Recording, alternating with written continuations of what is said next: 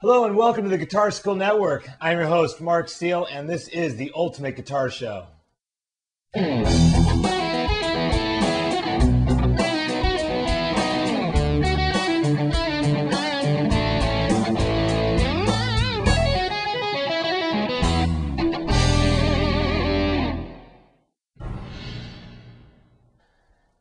All right, we got a great show for you today. Today we're going to talk about something that I think is very, very important, and that is the use of a metronome.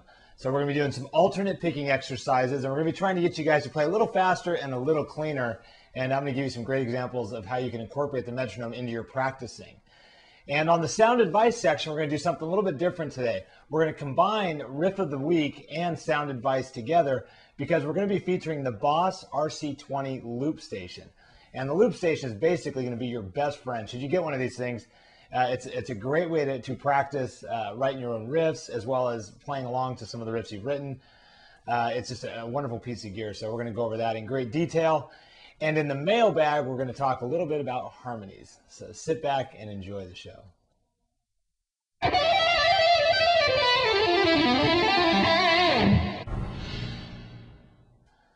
All right, we're going to be using a metronome today on All About Technique. And what we're going to do with this, I'm going to teach you basically how to use it. For those of you that don't know what a metronome is, it's a little device that keeps time. You can see it on your screen there. That's what one looks like. They come in many different shapes and sizes, but basically it's going to give us a steady time. And here, I'll play a little sample. You hear the click there? That's just doing a steady 60 beats per minute. That's basically one click per second. And you can control the tempo of how fast the clicks occur. Now, what's good about this is when we use a metronome, we sync up our two hands a lot more than if we were to just play with our own time out of our head. Basically, if we're just using, our internal clock, whichever hand has the easier assignment of playing typically is the one that's going to be playing a little bit faster. And so what happens is our brain will compensate for this and let one hand play a little faster, one a little bit slower, and what tends to happen is we sound more sloppy. They don't sync up real well. But when we use an outside time source, such as a metronome, both hands, we turn off our internal clock for a minute, and both hands have to synchronize to the metronome, the perfect time, if you will. There's several different ways to approach this, and usually when we're doing our shows here, I've been giving you guys the C major scale in a little over two octave form. Let's use this pattern for all of our exercises today, and then I'll show you how to do it to the metronome, and how we're going to do a couple of different exercises. We use quarter notes, eighth notes, eighth note triplets, and 16th notes. But our typical scale that we use here is this one. We do 8, 10, 12, starting on the 6th string. That'd be first finger, second finger, fourth finger. Same thing again on the 5th string, 8, 10, 12. 9, 10, 12 on the 4th string. 9, 10, 12 on the 3rd string. 10, 12, 13 on the 2nd string. And 10, 12, 13 on the 1st string.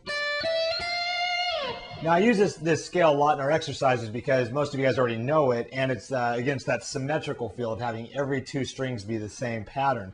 The 6th and 5th string both being whole step, the 5th and the 4th, or the 4th and the 3rd being half step, whole step, and then the 2nd and the 1st being whole step, half step. Okay, let's talk about quarter notes first. When we just turn on our metronome, which I'll do now, and I'm going to set it to, what do we got here, 60 beats a minute, BPM. If you see BPM, that's what that's talking about. And also, when you see your transcriptions, if you're looking at a magazine or something, you'll see a little quarter note sign there, and it'll tell you what it equals. And that's telling you what the metronome setting is. If you were to work on your transcription, if you're reading it out of a book, and you want it to be the right tempo, you just follow what that says for your quarter notes. So playing quarter notes is pretty simple. We're basically just going to play every single note. Every time the click happens, we're going to play a note for that. That would be your quarter note. Let's start the scale. Let's just run the scale up from low note to high, starting on the 8th fret, 6th string, doing quarter notes. So we want to count in 1, 2, 3, 4, begin.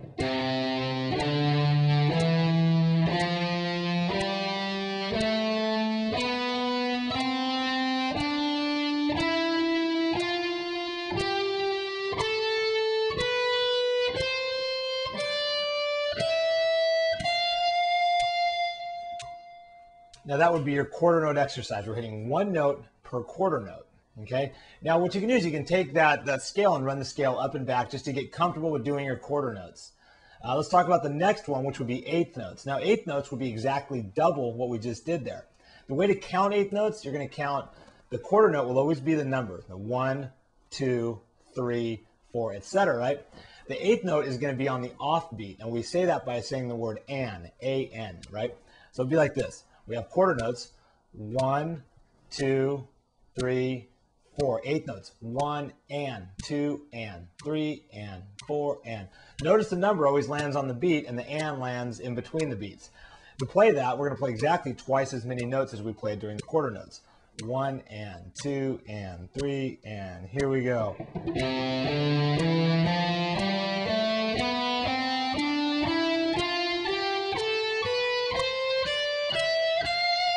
Let's try that one more time, that same scale, the C major scale, all the way up with eighth notes.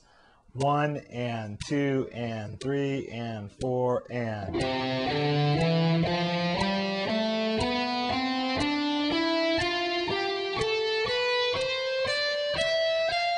can go back down.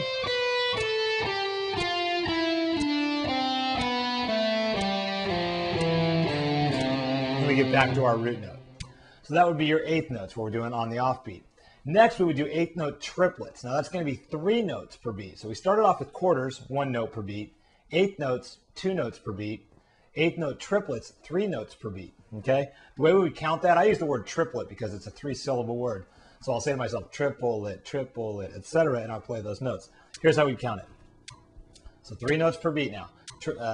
Triplet, triplet, triplet, triplet. Even each note is evenly spaced. It sounds like this. Triplet, triplet, triplet. Here we go.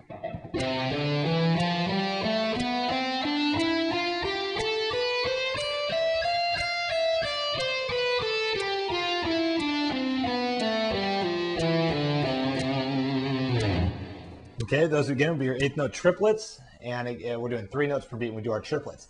Now we're going to do 16th notes. 16th notes, now we're going to do 4 notes per beat. And the way to count that would be 1 E and If you count that, 1 E and that's 4 notes, right?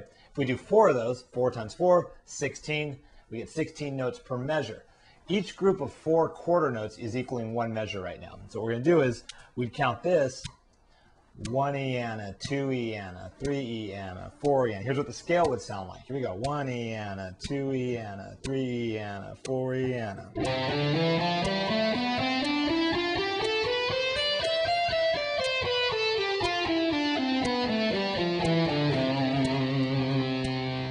Now, the one thing you should have noticed when we're doing our metronome studies here is that we started playing faster. We're physically playing faster, but we're not changing the speed on the metronome. We're doing subdividing of each quarter note, basically, is what's happening.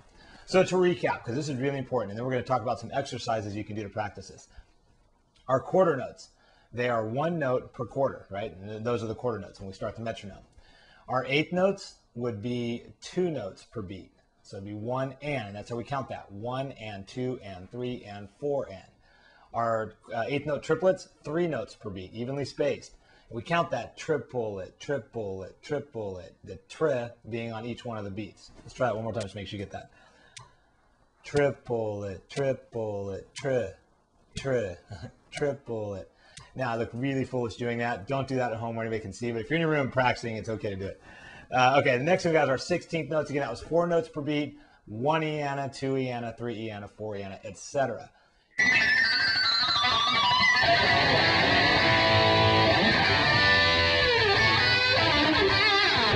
All right, so that's how you use the metronome. Now, I've always said this is like the secret of all the guys that play really fast, right? They sit and they do this for hours. Paul Gilbert, Steve Vai, Joe Satriani, John Petrucci. Every guy I know that plays really fast guitar has spent a lot of hours to the metronome. So I'd highly recommend you put some time into this. And I myself seriously, I do at least 15 minutes to a half hour a day to my metronome. It's like one of my things I really like to do because I find it so important.